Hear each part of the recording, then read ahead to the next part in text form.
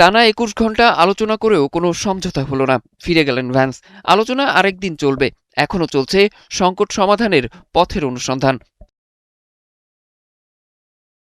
আলোচনা শেষে ইসলামাবাদে এক সংবাদ সম্মেলনে মার্কিন ভাইস প্রেসিডেন্ট জেডি ভ্যান্স জানিয়েছেন, যুক্তরাষ্ট্র গুরুত্বপূর্ণ শর্তগুলো স্পষ্টভাবে ইরানকে জানিয়েছে।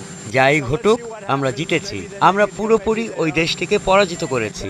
তারা হয়তো একটি চুক্তিতে পৌঁছাবে, হয়তো পৌঁছাবে না, তবে আমেরিকার দৃষ্টিকোণ থেকে আমরা জিতবই। এদিকে আলোচনার বিষয়ে আনুষ্ঠানিক কোনো বক্তব্য দেয়নি ইরান। তবে ইরানের পররাষ্ট্র মন্ত্রণালয়ের মুখপাত্র ইসমাইল বাঘাই এক্সে দেয়া এক পোস্টে জানিয়েছেন, মূল বিষয়গুলোর বিভিন্ন দিক নিয়ে আলোচনা হয়েছে। এর মধ্যে রয়েছে হরমুজ প্রণালী, পারমাণবিক ইস্যু, যুদ্ধের ক্ষতিপূরণ, নিষেধাজ্ঞা প্রত্যাহার, ইরানের ও এই অঞ্চলে যুদ্ধের সম্পূর্ণ অবসান। তবে যুক্তরাষ্ট্র অতিরিক্ত ও বেআইনি দাবি করেছে বলে জানান বাঘাই। এর আগে পরিস্থিতি শান্ত করতে পাকিস্তানের মধ্যস্থতায় ৮ই এপ্রিল ২ সপ্তাহের একটি যুদ্ধবিরতি কার্যকর হয়, যার আওতায় ইসলামাবাদে আলোচনা শুরু হয়।